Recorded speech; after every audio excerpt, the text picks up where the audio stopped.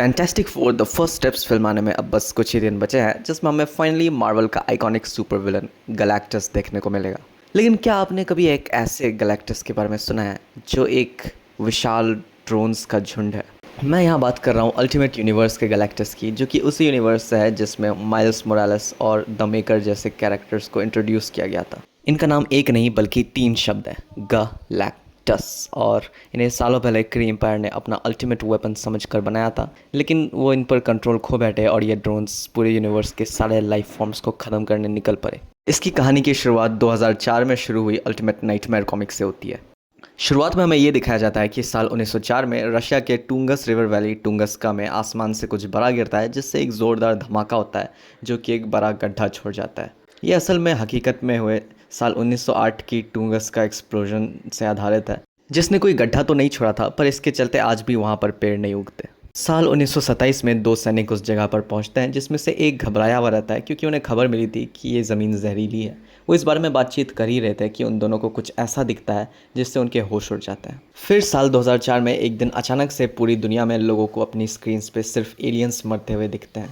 इस रहस्यमयी ब्रॉडकास्ट में ये सुनाई देता है कि सबके लिए सिर्फ मौत है, जिसके बाद कई लोग मिलकर सच में अपने आप को मारने लगते हैं।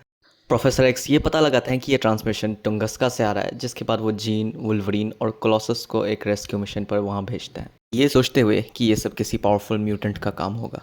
वहीं दूसरी तरफ शील्ड के हेडक्वार्टर्स में भी इस लोकेशन को ढूंढ लिया जाता है, जिसके बाद निक फ्यूरी कैप्टन अमेरिका और ब्लैक विडो को बुलाता है, ये कहते हुए कि उन्हें एक छोटी टीम टुंगस्का में भेजने की परमिशन मिली है, जिसमें उनके साथ एक और आदमी रहेगा।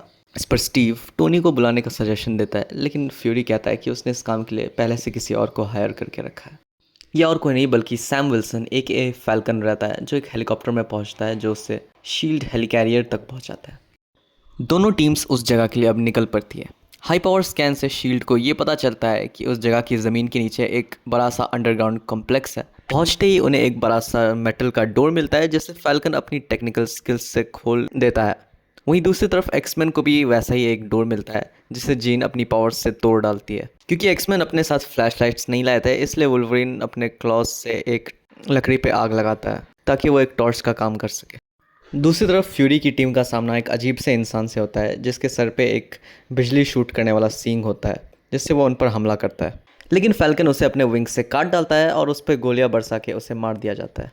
उसकी जांच करने के बाद उन्हें पता चलता है कि उसके सर पे मेटल और वायर्स के ज़रिए वो सींग लगाया गया था, जिसके ऊपर बाद में स्किन उग गई थी। दूसरी तरफ एक्समैन का मुकाबला भी एक बड़े से सुपर ह्यूमन से होता है। फ्यूरी की टीम पता लगाती है कि इस जगह में सुपर सोल्जर्स बनाए जाते थे और उन्हें और भी सुपर सोल्जर्स का सामना करना पड़ता है। उन सबको हराने के बाद वो अपनी मंजिल के काफ़ी नज़दीक पहुंच जाता है, लेकिन तभी उनको एक और कैदी वहाँ पे दिखता है, जो कि असल में रेड गार्डियन रहता है, जो कि स्टीव की तरफ देख के बोलता है कि मैं जानता हूँ कि तुम किसकी तरह दिखते हो, तुम हो कौन? और स्टीव जवाब देता है, कैप्टन अमेरिका। जिस पर रेड गार्डियन कहता है, आखिरकार मुझे इस जगह पे काम करने वालों ने कहा था कि मुझे महान बनाया जाएगा, क्योंकि एक दिन मैं कैप्टन अमेरिका से मिलूँगा। मैंने कई सालों तक हमारी फ़ाइट के बारे में सोचा है। मैंने उनसे कहा कि मेरे पास कोई शील्ड नहीं है, और उन्होंने कहा कि वो तुम्हारे जैसा शील्ड नहीं बना सकते, इसलिए मैंने खुद बना लिया। दूसरी तरफ एक्समैन भी काफ़ी नज़दीक थे, जिसकी वजह से जीन अपना कंट्रोल खो बैठती है और वही सब कहती है जो ब्रॉडकास्ट में कहा जा रहा था, जैसे कि वो नज़दीक है और कोई इससे बच नहीं सकता। स्टीव अपनी टीम से आगे बढ़ने को कहता है और रेड गार्डियन से लड़ने को तैयार हो जाता है। वो दोनों एक दूसरे को काफ़ी देर तक घूरते हैं, जिसके बाद रेड गार्डियन कहता है कि तुम्हें मुझ में कोई कमज़ोरियाँ नहीं मिलेगी, क्योंकि मैं एक परफेक्ट सुपर सोल्जर हूँ। जिस पर स्टीव उससे कहता है कि तुम्हारी एक कमज़ोरी है, तुम पागल हो। इस पर रेड गार्डियन भड़क जाता है, जिसके बाद स्टीव उस पर पहला वार करता है और वो दोनों लड़ना स्टार्ट कर देते हैं। उनकी फ़ाइट के दौरान बाकी की टीम उस ट्रांसमिशन के सोर्स तक पहुंच जाती है, जो कि काफ़ी एडवांस ह्यूमनॉइड रहता है, जिस देख के फैल्कन समझ जाता है कि ये सिर्फ ट्रांसमिशंस का सोर्स नहीं बल्कि सुपर सोल्जर प्रोग्राम का भी है, क्योंकि इसकी बॉडी के पीसेस को ही इस्तेमाल किया जा रहा था सुपर सोल्जर्स बनाने के लिए।